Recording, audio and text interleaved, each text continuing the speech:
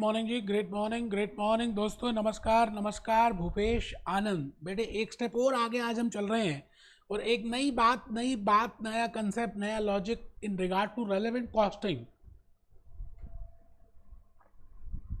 ला कागज कलम दवात ला, लिख दूं मैं सारे कंसेप्ट रेलेवेंट कॉस्टिंग के लेक्चर नंबर 4 में। बेटे आज का ये जो लेक्चर है, I think you must have attended very sincerely lecture number 2 and lecture number 3, और आप सब ने वो मैंने जो M2 के F2 के मैनेजमेंट अकाउंटिंग के वीडियोस जो थोड़े से पेस्ट किए, आप उन सबको भी आपने ध्यान से देखा होगा, मुझे मालूम है। बट आज का ये जो लेक्चर मैं स्टार्ट कर रहा हूं ना बेटे, ये बात कुछ आपको अलग ही बताएगा, because today I will be concluding the conceptual part, the theory part of relevant cost and relevant revenue. इसके बाद हम प्रैक्टिकल करेंगे। बहुत हो गई थ्योरी यार, मतलब लेक्चर 5 ऑनवर्ड्स मैं डिसीजंस लूंगा, जैसे मेक वर्सेस बाय का डिसीजन लेंगे, वन ऑफ कॉन्ट्रैक्ट का डिसीजन लेंगे, मीन स्पेशल ऑर्डर का डिसीजन लेंगे, and we will be taking the decision regard to further processing, shut down continue का डिसीजन लेंगे, बिकॉज टोटल 6 डिसीजंस करनी है। 2 मैंने ऑलरेडी चैप्टर नंबर 6 और 7 में बता दी थी। Today I will be concluding with relevant cost and relevant revenue, and from lecture number 5 I will be starting with, मैं आज लेक्चर 5 से अपने डिसीजंस को स्टार्ट करने वाला हूं, क्योंकि मैंने काफी कुछ आज तक के लेक्चर में आपको बता दिया होगा। तो आपका ध्यान रजिस्टर ओपन करने में होना चाहिए। आप रजिस्टर खोलिए जी। Great good morning, lecture number 4 F5 chapter number 8, very important concepts, very important, समझना है, ध्यान से देखना है। F5 chapter 8 relevant costing, very important concept. बेटे ये कंसेप्ट सच में ही बड़े प्रीशियस हैं, ये कंसेप्ट सच में ही सब बड़े इंपॉर्टेंट हैं। ठीक है जी। तो लेक्चर नंबर 4 में आप ऑलरेडी आ जाएं और लेक्चर नंबर 4 में कमर सीधी करके बैठेंगे। आइए जी, आइए, कहानी किस्मत की हम शुरू कर रहे हैं। मैं चाहता हूं कि आज के लेक्चर में कैप्लॉन है तो कैप्लॉन, बीबीपी है तो बीबीपी आप ओपन करें, क्योंकि मैं आज आपको बुक के थ्रू भी थोड़ा सा बताऊंगा कि जो भी मैंने लेक्चर 2 लेक्चर 3 में बताया, those concepts already are there in your book also. No doubt we have covered some F2 part, but still that is very relevant for relevant costing. तो आप अपना रजिस्टर ओपन करें, कैप्लॉन ओपन करें, BBP है तो BBP open करें। लेकिन पहला पॉइंट आप लिख लें, first is the relevant cost. The relevant cost का मतलब है रेलेवेंट रेवेन्यू। मैं तो कहता हूं रेलेवेंट कॉस्ट भी छोड़ दो, रेलेवेंट रेवेन्यू भी छोड़ दो, रेलेवेंट कैश फ्लो देखो ना, बाप बड़ा ना भैया, सबसे बड़ा रुपया। आप उस कैश फ्लो को देखेंगे कि कैश फ्लो बड़ा इंपॉर्टेंट है, वो कैश कहां से आ रहा है, how much is the relevant cash flow. ठीक है जी। तो आप फर्स्ट पार्ट पहले लिख लें, फिर मैं कैप्लॉन में लेके आ रहा हूं। आज ज्यादा तो मैंने बुक से ही बताना है। Relevant cost, relevant cash flow, Kaplan BB मैंने लिख भी दिया। Now there will be 2 proposals. मैंने as I have told you lecture number 1 कि आपके पास 2 प्रपोजल्स होंगे, एक्सेप्ट करें या रिजेक्ट करें, रिजेक्ट करें या एक्सेप्ट करें, प्रपोजल 1 को एक्सेप्ट करें या प्रपोजल 2 को एक्सेप्ट करें, शट डाउन करें, कंटिन्यू करें, मेक करें, बाय करें, फर्दर प्रोसेसिंग करें, स्प्लिट ऑफ पॉइंट पे सेल कर दें। It means at least you must be having 2 proposals. अब हम क्या करेंगे, उन दोनों प्रपोजल्स को कंपेयर करेंगे और उन दोनों प्रपोजल्स की रेलेवेंट कॉस्ट और रेवेन्यू को देखेंगे, और उसके बाद हम उसका रेलेवेंट कैश फ्लो कैलकुलेट कर लेंगे, इसका भी रेलेवेंट कैश फ्लो निकाल लेंगे, और जहां पर ज्यादा होगा आ गले लग जा। यही तो कलाकारी सीखनी है आपने। अब आप लिखते नहीं ना, चक्कर तो है मोबाइल फोन पे बार बार देखते हो, फोकस होके पढ़ते नहीं। तो आप फर्स्ट पॉइंट लिखें जी, फर्स्ट पॉइंट लिखें relevant cost, relevant cash flow, Kaplan BBB, proposal 1, proposal 2। Now there can be 2 proposals, at least there has to be 2 proposals. Now we will compare proposal 1 with 2 or 2 with 1, and then I will be comparing with the relevant cash flows. क्योंकि relevant cost और relevant revenue के बाद हमारे पास जो net result आएगा, बेटे knowledge level के बाद you will be going to skill level, skill के बाद आप प्रोफेशनल लेवल पे तो जाएंगे। तो मैं कहता हूं प्रोफेशनल लेवल है relevant cash flows, relevant cost है नॉलेज लेवल, रेलेवेंट रेवेन्यू है skill level.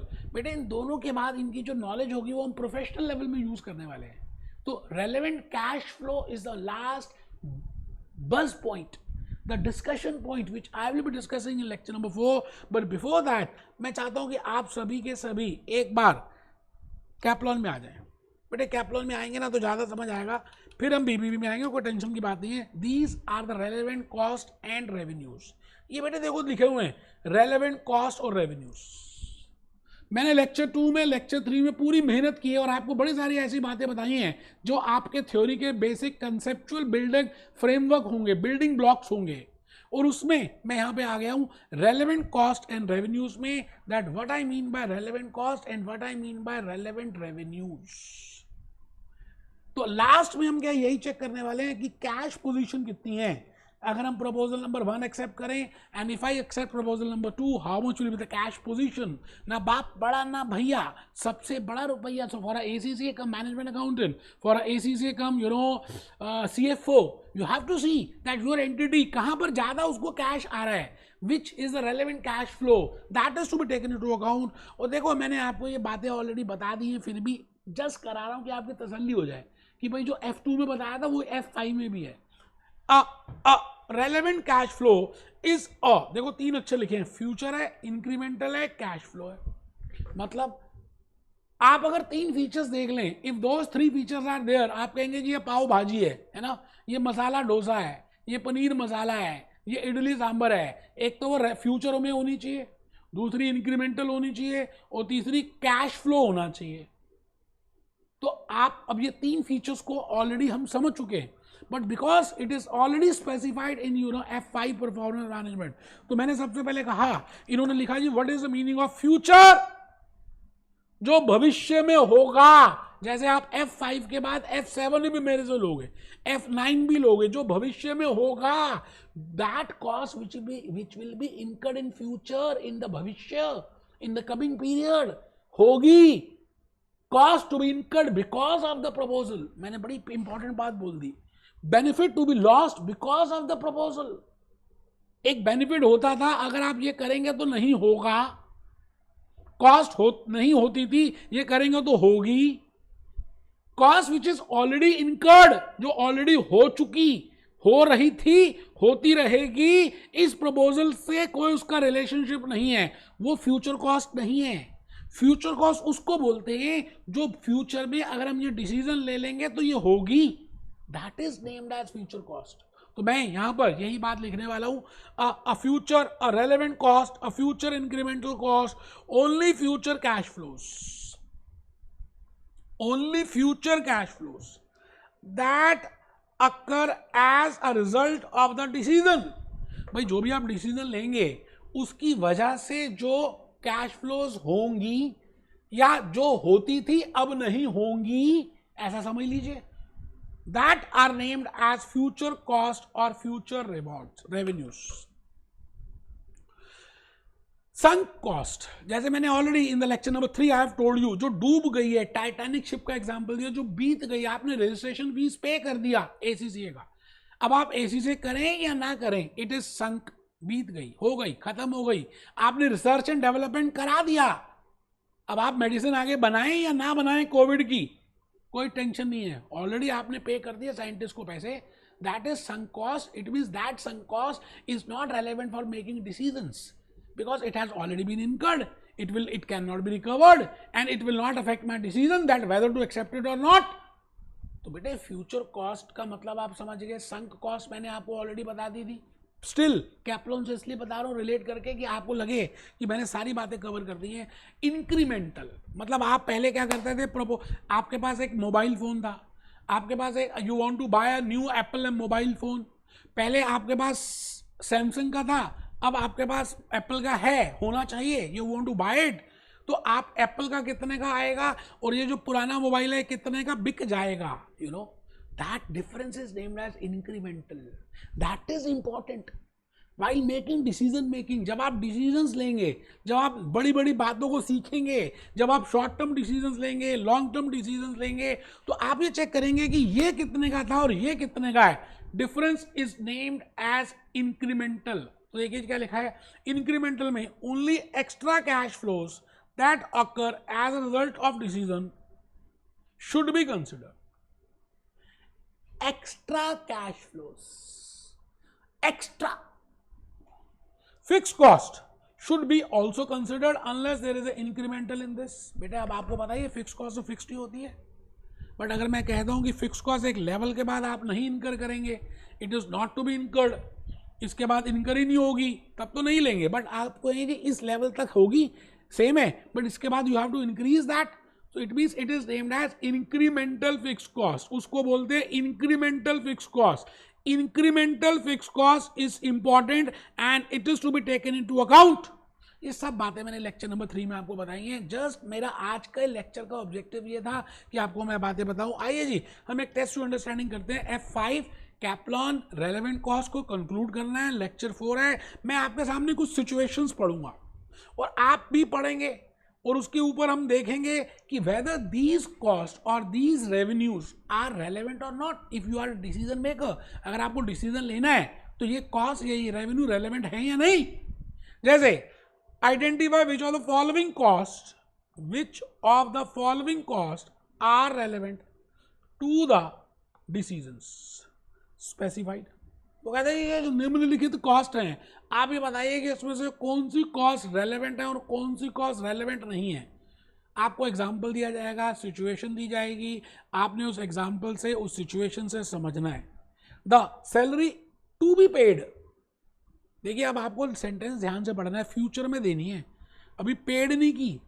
The salary to be paid, अगर हम एक नया प्रोडक्ट बनाएंगे तो हमें मैनेजर रखना पड़ेगा और उस मैनेजर को सैलरी देनी पड़ेगी, क्योंकि उस मैनेजर की भी फैमिली होगी, उसकी भी बीवी होगी, उसके बच्चे होंगे, उसके अरमान होंगे, and we have to give the salary to that person who will be appointed as the manager, because if we want to produce that new product. The salary to be paid to the market researcher who will oversee the development of a new product. This is a new post to be created especially for the new product. मतलब पहले नया product की ये जो नया manager है या जो नया रिसर्चर है, ये पहले कोई नहीं था, अब नई पोस्ट बनानी पड़ेगी क्योंकि हमें नया प्रोडक्ट देखना है ना. तो इसमें मैंने लिखा 12,000 salary will be a fix cost. मतलब आप no doubt it is fixed. Fix तो सैलरी तो फिक्स्ड ही होती है बेटा, सैलरी का नेचर, सैलरी का बिहेवियर फिक्स्ड ही है. बट सवाल ये आता है कि क्या ये जो $12,000 की कॉस्ट है, अब आपने फिक्स से घबराना मत. आप कई बार सोचोगे कि फिक्स कॉस्ट जो इरेलेवेंट होती है, बेटे मैंने कहा था if that fix cost will remain same, जो आप पहले भी इनकर कर रहे थे, it has already been incurred, it will be incurred, it is remain same, it will not be taken into account. But the point is आप अभी तक इनकर नहीं कर रहे थे, अब आपको फ्यूचर में करनी पड़ेगी क्योंकि आपको वो प्रोडक्ट बनाना है, इसलिए मैनेजर रखना पड़ेगा या कोई R&D का बंदा रखना पड़ेगा. पहले वो पोस्ट नहीं थी, अब आपको पैसे देने पड़ेंगे और वो है $12,000. मेरी बात आप समझ रहे मेरी बात को. तो आप यहां पर लिखेंगे the salary to be paid to a machine to a market reviewer who will oversee the development of a new product. This is a new post to be created directly by a new product, but 12,000 salary will be a fixed cost. Is this cost relevant to the decision making? आप बताइए बेटे. 12,000 रुपये specifically it is a cost which is to be incurred because of that proposal. So this $12,000 is important. It has to be considered. It will be taken into account. इसको होना चाहिए. It is relevant. मेरा कहने का मतलब ये है. और मैंने इसके ऊपर बड़े प्यारी प्यारी सी ना स्लाइड्स लिखी हैं कि आपको लॉजिकली समझ आए. भाई साहब आपको क्या पता मैं कितनी मेहनत कर रहा हूँ सर आपको फर्स्ट अटेम्प्ट में पास कराने के लिए, आपको पता भी नहीं है. सच्ची सच्ची कह रहा हूँ मैं आपको. तो यह आपने ऑलरेडी लिख दिया, ये स्लाइड आप लोग लिखने की जरूरत नहीं है. We have already seen from Kaplan that what I mean by relevant cost और relevant cash flow. It has to be incremental, it has to be in future, it has to be cash flow. ये बात हमने अभी अभी घड़े बनाकर मैंने उसको रिप्रेजेंट की. कैप्लन पढ़ा, बीबी भी पढ़ा, दोनों को मिक्स किया, घड़ा बनाया और आपको समझाने की कोशिश की that what I mean by relevant cash flow. So when I say relevant cash flow, it means it is future, it means it is incremental, it means it is cash flow. Future में होनी चाहिए, भविष्य में होनी चाहिए, incremental होनी चाहिए, cash flow होनी चाहिए. फ्यूचर में होनी चाहिए, इंक्रीमेंटल होनी चाहिए, कैश फ्लो होनी चाहिए. फ्यूचर का मतलब है फ्यूचर में मतलब भविष्य में या तो कॉस्ट हो या रेवेन्यू, क्योंकि कैश फ्लो कैलकुलेट करना है, you have to calculate cash flow. So whether it is cost और whether it is revenue, it hardly matters, you have to calculate the cash flow. Sunk cost is not future cost, we have already seen that. लिखेंगे तो समझेंगे भाई साहब, आगे आपकी मर्जी, आप बड़े हो चुके हैं, है ना. अब आप मानते नहीं है। पहले जब छोटे थे तो बातों को समझते थे, मानते थे, एक ही बारे में लिख लेते थे। अब पता नहीं क्या होता जा रहा है आपको, जैसे जैसे आप बड़े होते जा रहे हैं आपको लगता है बस पता नहीं एसी से लंदन बहुत कुछ बन गए, है ना। एमसीक्यू क्वेश्चन सेक्शन से हो ही नहीं पाएगा आपसे, क्या हवाबाजी कर रहे हो आप। Second is incremental. Incremental means extra. I have already explained. Incremental is extra cost or extra revenue. Even the incremental fixed cost is a incremental cost. So it is not by just the name. आप कहेंगे जी fix cost नहीं लेते, ठीक है नहीं लेते मान लिया, बट फिक्स कॉस्ट उस लेवल तक नहीं लेते ना। अगर उस लेवल के बाद आपको फिक्स कॉस्ट इनकर करनी पड़ जाए तो आपको कंसिडर करनी है भाई साहब, क्योंकि आपको कैश फ्लो देखना भाई साहब। And the third is cash flow. Cash flow का हम लिख रहे हैं cash items relevant to decision. Cash items relevant to decisions मतलब हम जब भी डिसीजन लेंगे तो खाली कैश आइटम्स को ध्यान रखेंगे। हम जब भी डिसीजंस लेंगे खाली कैश आइटम का ध्यान रखेंगे। Depreciation is a non cash expense. अब डेप्रिसिएशन आप जितनी मर्जी डेबिट कर लें उसकी वजह से पैसों में कोई बदलाव नहीं आएगा, because it is a non cash expense. Because उस एक्सपेंस से कुछ पैसे आते भी नहीं है, पैसे जाते भी नहीं है। इसका मतलब ऐसे जो भी खर्चे होंगे जिससे कैश में इफेक्ट नहीं आएगा हम उनको भी कंसिडर नहीं करेंगे। इसका मतलब रेलेवेंट कैश फ्लोज का मतलब है it has to be future, it has to be incremental and there has to be a difference और a change in the cash. अगर ये तीनों बातें फुलफिल हो जाएं तो आप कह सकते हैं that this is relevant cash flow. ठीक है सर, बहुत ही बढ़िया। आइए सर, हम सभी test to understanding question number 1 की तरफ बढ़ रहे हैं और मैं चाहता हूं कि आप ऑलरेडी ये पढ़ भी चुके हैं, वो बात अलग है, मैंने अभी अभी आपको बताया। आप देखिए मैंने कितनी मेहनत की होगी, क्वेश्चन पढ़ा होगा, फ्लो चार्ट बनाया होगा, लॉजिक लिखा होगा, फिर अच्छे से कपड़े पहन के ब्लेजर नया परचेज किया है और फिर आपके सामने खड़ा हूं फुल एनर्जी के साथ और आप कहेंगे ढीले ढीले बैठे यार। देखो क्या लिखा है, if salary is to be paid it has not been paid, it is to be incurred because of the proposal, no doubt it is fixed but relevant। Direct attributable fixed cost, बेटे Kaplan के answer में, BBP के answer में भी इस तरह से समझाया नहीं होगा जिस तरह से भूपेश आनंद आपको एग्जांपल दे दे के समझा रहा है। तो आप लिख लें, फर्स्ट पार्ट लिखें the salary which is to be paid, no doubt it is fixed to the researcher for that new product because it has not been incurred, now it is to be incurred in the future, so it has to be considered, it is a relevant while making decision। मतलब वो नया product हम बनाएं या ना बनाएं उसके लिए ये $12,000 की कॉस्ट को कंसिडर करना पड़ेगा। ठीक है सर, बहुत बढ़िया। मैं आ गया जी बी पार्ट में, लेकिन मैं चाहता हूं कि आप सभी आराम से पहले बी पार्ट को पढ़ लें।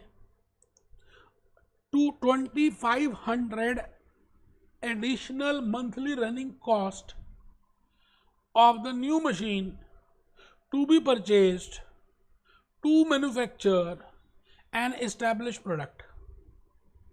मतलब आपको अगर आप एक मशीन खरीद ले, वो कह रहा ना, अगर आप running cost, additional running cost of rupees to be purchase to manufacture, आपको एक नया एक एस्टैब्लिश प्रोडक्ट बनाना है, उसके लिए मशीन चाहिए और मशीन हवा में तो चलेगी नहीं, उसकी रनिंग कॉस्ट है $2500 की।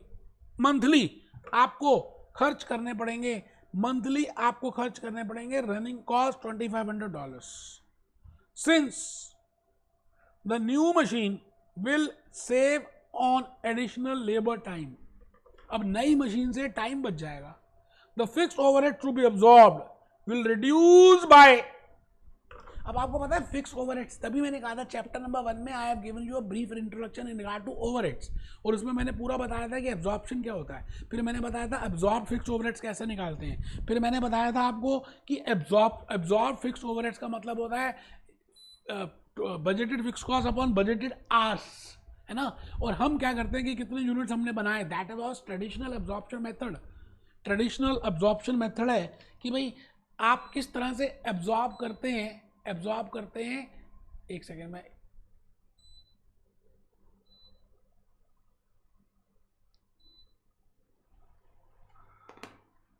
बेटे अब एब्जॉर्प्शन का मतलब है कि हम एक एब्जॉर्प्शन रेट की मदद से उसको एब्जॉर्ब करेंगे।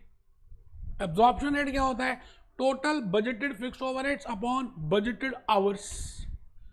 अब हम इसमें से ये बनाएं या ना बनाएं, एब्जॉर्प्शन रेट थोड़ा सा चेंज हो जाएगा, लेकिन टोटल न्यूमरेटर और denominator, total numerator budgeted fixed overheads में थोड़ी चेंज आएगा, वो तो उतने ही रहेंगे, पहले भी उतने थे अभी भी उतने। आई थिंक आप मेरी बात समझ रहे हैं। ठीक है जी। The 2500 additional monthly running cost of a new machine to be purchase to manufacture this is the new machine. अब आपको ये बताना है, are these cost relevant to the decision to purchase a new machine? भाई साहब, जो $2500 आप और एडिशनल खर्च करोगे अगर ये मशीन खरीदते हो तो, पहले नहीं हो रही थी, अब होगी, फ्यूचर में होगी, इंक्रीमेंटल भी है और कैश फ्लो भी कम होगी, तीनों कंडीशन पूरी हो रही हैं। It is incremental, it is future and it is affecting my cash position. So $2500 is no doubt relevant, but if I see $100 absorption cost, पहले भी हो रही थी, हाँ वो बात अलग है कि अब absorption रेट कुछ चेंज हो जाएगा क्योंकि numerator will remain same, total budgeted fixed overheads will remain same, वो पहले भी उतने ही थे अभी भी उतने होंगे, ये प्रोडक्ट बने या ना बने, and absorption rate will change. ठीक है जी। तो मैं आज आपके सामने दोबारा से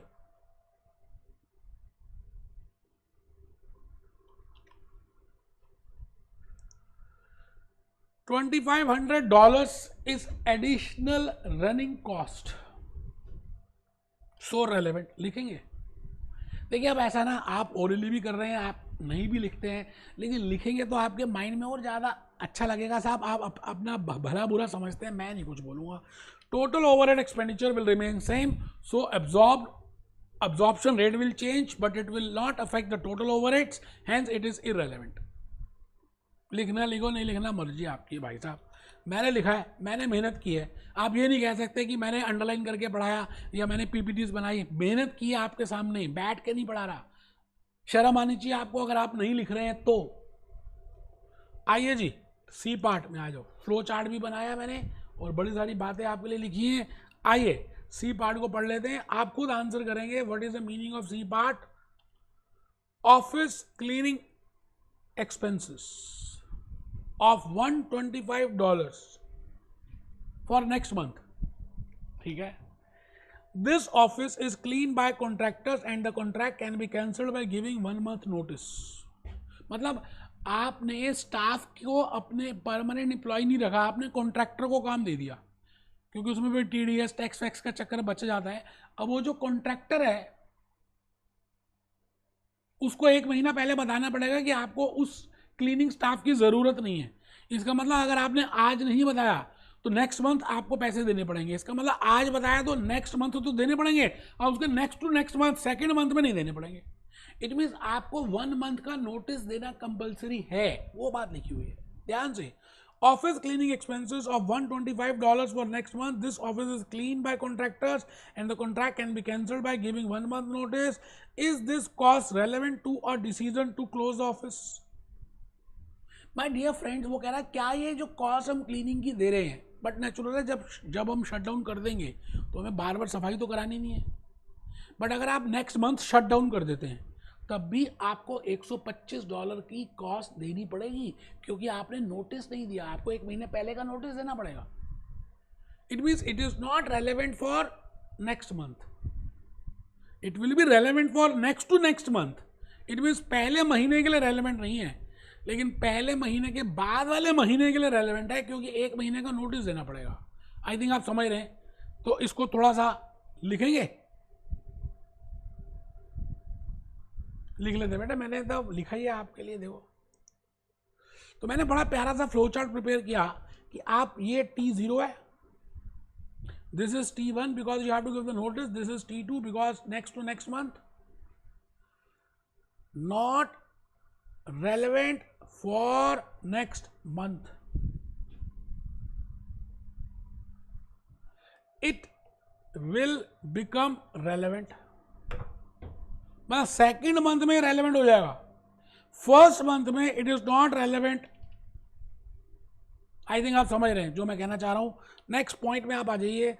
मैंने इसकी भी स्लाइड प्रिपेयर की है, बट आप आराम से ध्यान से मेरी बात को सुनेंगे और फिर आपको समझ आएगा। Expenses of $75 paid to the marketing manager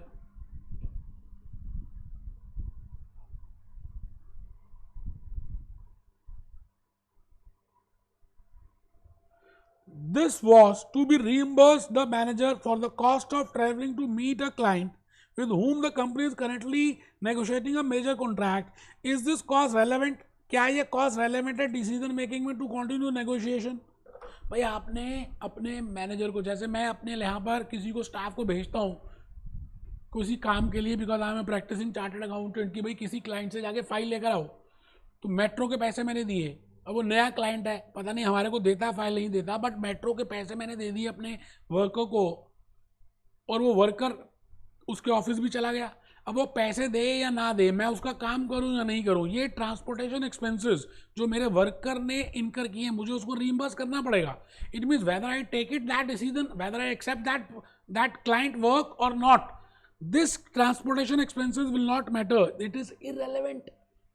तो आपको ना रटना नहीं है, लॉजिकली सिचुएशन समझनी है, उससे क्लैरिटी ज्यादा मिलेगी। आप समझ रहे?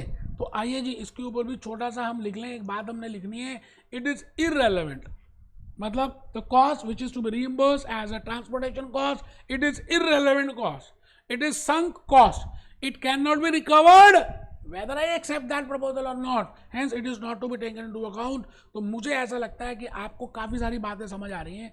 और बेटे मैंने लेक्चर नंबर 3 में अपॉर्चुनिटी कॉस्ट को लेकर बड़ी सारी बातें बताई कि भाई आप एसी से कर रहे हैं, एसी से F5 के लिए प्रिपेयर कर रहे हैं, स्किल लेवल के लिए प्रिपेयर कर रहे हैं। अब आप पहले जॉब करते थे बिग 4 में,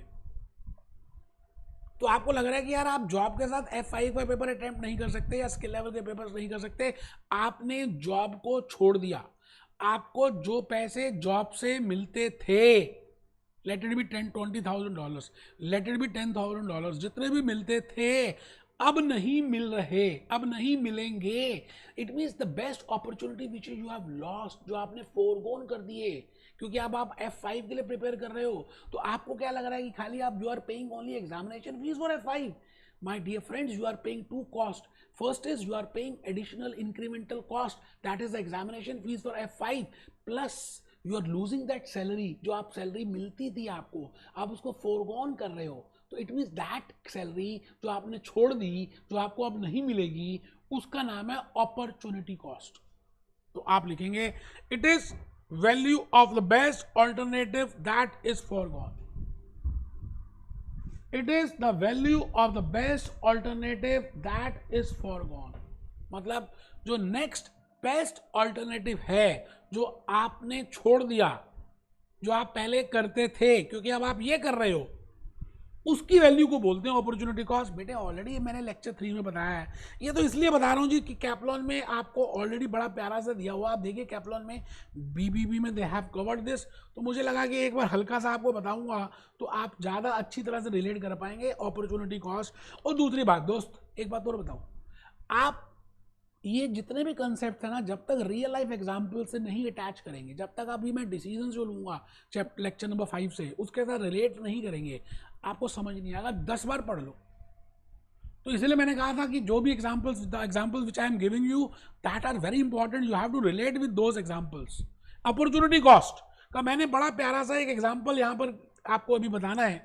अ न्यू प्रोजेक्ट, वो कहते हैं ये एक नया प्रोजेक्ट है। अ new project requires the use of existing machinery. आप एक नया प्रोजेक्ट बनाना चाहते हो, उसमें वो पुरानी मशीनरी का इस्तेमाल हो सकता है जो आपने एक भले ज़माने में खरीदी थी। जब खरीदी थी तो हिस्टोरिकल कॉस्ट थी, उसका परचेज प्राइस था, उस पर डेप्रिसिएशन लगी और आज डेप्रिशिएटेड वैल्यू आपकी बुक्स में है, उसको हम बोलते हैं कैरिंग वैल्यू। मतलब कैरिंग मीन्स जिस वैल्यू पे हम इसको कैरी कर रहे हैं। जैसे F3 फाइनेंशियल अकाउंटिंग में मैंने बताया था what is the meaning of carrying value, purchase price minus depreciation is equal to carrying value. You have already seen that in F3 knowledge level. It means purchase price is the historical cost, carrying value is the value which I am appearing it in my books of accounts।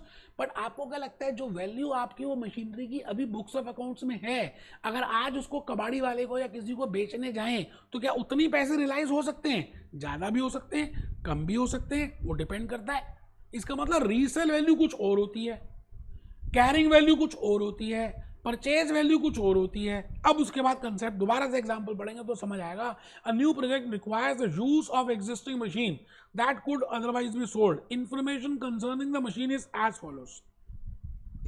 Original purchase price $20,000, current carrying value $5,000, estimated current sales value $4,000। मतलब आज बेचें तो $4,000 मिल जाएंगे, books में $5,000 है, खरीदी थी $20,000। भाई साहब एक जमाने में खरीदी थी, इस कॉस्ट का तो मतलब ही कुछ नहीं है। अच्छा, कैरिंग वैल्यू इसी से आई है। कैरिंग वैल्यू मतलब परचेज प्राइस माइनस डेप्रिसिएशन, इसका भी क्या यूज है, वो तो बुक्स में आ रही है। लाख कलम, कागज कलम, दिवात ला, लिख दूं मैं किताबों में तेरा नाम। It mean it is as per IFRS, as per US GAAPs. जो भी आपने लिखा डेप्रिसिएशन चार्ज की, whatever may be the method, let it be straight line, let it be reducing balance, जो भी आपने लेस करके लिखा, that value is named as current value। Current value, carrying value, estimated sales value $4,000 का है। बेटे मुझे ऐसा लगता है कि आपका ध्यान इस $4,000 पे होना चाहिए कि अगर आज हम इसको मार्केट में बेचने जाएं तो $5,000 वाली चीज $4,000 में बिक जाएगी। इट मीन्स $1,000 का नुकसान हो सकता है। It is a capital loss. We have already discuss in F3। F9 में भी मैंने बड़ा प्यारा इसको समझाया। अभी F5 के लिए परफॉर्मेंस मैनेजमेंट के लिए मैं ये कहूंगा that 20,000 that is original purchase cost is not relevant, the 5,000 that is a carrying value is not relevant, but the 4,000 is relevant. ठीक है सर, अभी देखते हैं क्या पूछ रहा है। What is the relevant cost of using the machine in the project. वो कहता है जी अगर हम इस मशीन को अपने प्रोजेक्ट में यूज करें तो कितना खर्चा पानी डालें उस नए प्रोडक्ट में, मतलब उस नए प्रोडक्ट को बनाना हो या ना बनाना हो, उसके लिए इसकी कितनी कॉस्ट को ध्यान रखना चाहिए। It means how much is the relevant cost of that existing machine if that existing machine is use for manufacturing of a new product. I think you are getting a point. तो please read it carefully. मैं अभी इसी question में हूं, आप ध्यान से पढ़ें, ध्यान से देखें क्या कहना चाह रहा हूं। ठीक है जी।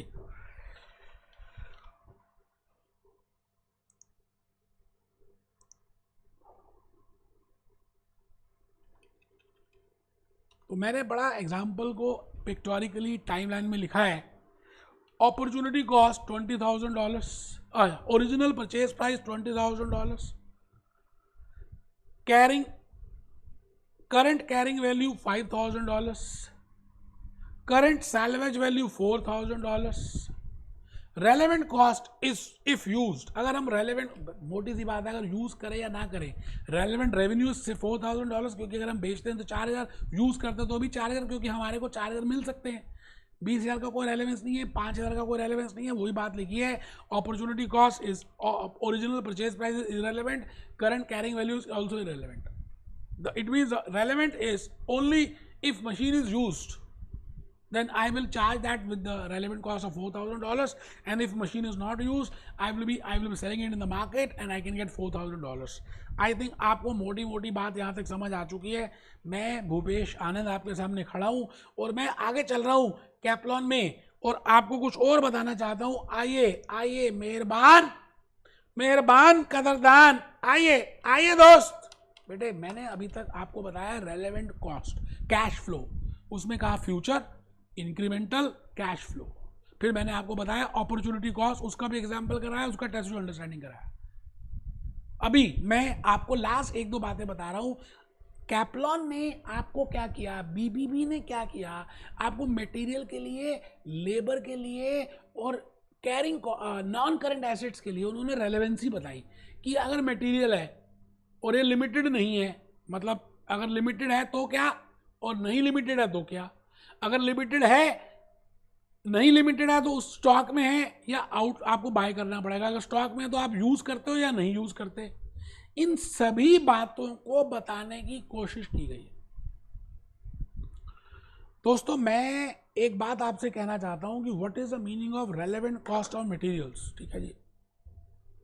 तो इस मटेरियल की रेलेवेंसी में हमें समझना है कि हम क्या करना चाह रहे हैं। अब ये जितना भी इन्होंने बड़ा सा चार्ट प्रिपेयर किया ना बेटे, ये चार्ट बड़ा इंपॉर्टेंट है। और ये जो चार्ट है ना, ये ऐसे समझ ही नहीं आएगा आपको। मैं 10 बार बोल दूं, हम इस चार्ट को प्रैक्टिकल क्वेश्चंस में करेंगे, प्रैक्टिकल डिसीजंस में करेंगे। और जो इसमें मैंने बातें इन्होंने बताई है ना, मैंने आपको ऑलरेडी लेक्चर 2 और लेक्चर 3 में बता चुका हूं। तो बेटे इस चार्ट को खाली पढ़ के समझाना मेरे बस की तो बात है नहीं, जो बाकी टीचर्स करते हैं। मैं इसका प्रैक्टिकल यूज क्वेश्चंस में करने वाला हूँ। लेक्चर 5 ऑनवर्ड्स मैं वो 6 डिसीजंस में से जो 4 डिसीजंस रहती हैं, मेक वर्सेस बाय की, सेटिंग अप की, शट डाउन की, फर्दर प्रोसेसिंग की, उनमें यूज करूंगा।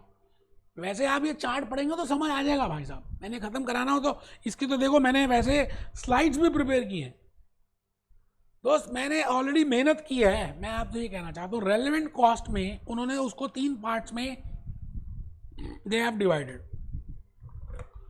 One is material, second is labour and third is non current assets. Relevant cost में फर्स्ट है मटेरियल, सेकंड है लेबर, थर्ड है नॉन करंट एसेट्स। अब उसके बाद उन्होंने ना अलग अलग सिचुएशंस बना दी कि मटेरियल में अगर ये सिचुएशन हो तो क्या करेंगे, और मटेरियल में अगर ये सिचुएशन हो तो क्या करेंगे। अगर आप उसको यूज कर सकते हो तो फिर क्या करेंगे, यूज नहीं कर सकते हो तो क्या करेंगे। बेटा वो रटनी थोड़ी है, आपको प्रैक्टिकली समझना है। और वो हम धीरे धीरे क्वेश्चन जब करेंगे तो उसमें कराएंगे, अभी मैं नहीं करा रहा। तो आप एक बार जल्दी से आप एक बार और देख लें कैप्लॉन से, क्योंकि हमने उसको डिस्कस करना ही है थ्रू द कैप्लॉन जब हम क्वेश्चंस करेंगे तो, है ना। आप ऐसे पढ़ना चाहें पढ़ सकते हैं, आपको समझ आएगा। जैसे यहाँ पे लिखा है, अगर if material is out of stock, अगर वो स्टॉक में नहीं है तो उसकी रेलेवेंट कॉस्ट क्या होगी। भाई हमें खरीदना पड़ेगा, उसकी ट्रांसपोर्टेशन कॉस्ट इनकर करनी पड़ेगी, परचेज कॉस्ट इनकर करनी पड़ेगी। तो यहाँ पे लिखा relevant cost is current purchase cost. आज की डेट में अब this is logical and this is relevant. अच्छा, if it is already in stock, अगर वो स्टॉक में है तो उसके उन्होंने 2 सिचुएशन बना दी कि वो आप रेगुलर यूज में करते हो या रेगुलर यूज नहीं है। If it is in regular use and it will be replaced, so relevant cost will be current purchase price. And if it will not be replaced, अगर वो रिप्लेस नहीं करते हैं, if it is not replaced, then relevant cost is the opportunity cost, the lost scrap value और the loss contribution if material. तो ये बातें आपको अभी ऐसे समझाऊंगा तो समझ ही नहीं आएंगी यार, एग्जाम्पल से पता चलेगा। Similarly they have given you for labour and similarly they have given you for non-current assets. So we will be discussing each and every point because हम next lecture से lecture 5 से इन decisions को करने वाले हैं। तो अभी आप इनको छोड़ दीजिए, हम उनको यूज करेंगे इन decisions में। तो मिलते हैं lecture number 5। भूपेश आनंद। बेटे lecture 5 onwards आपकी relevant cost की practical lecture start हो गए, आप बिल्कुल ध्यान से attend करना। Be happy, be jolly, be cheerful।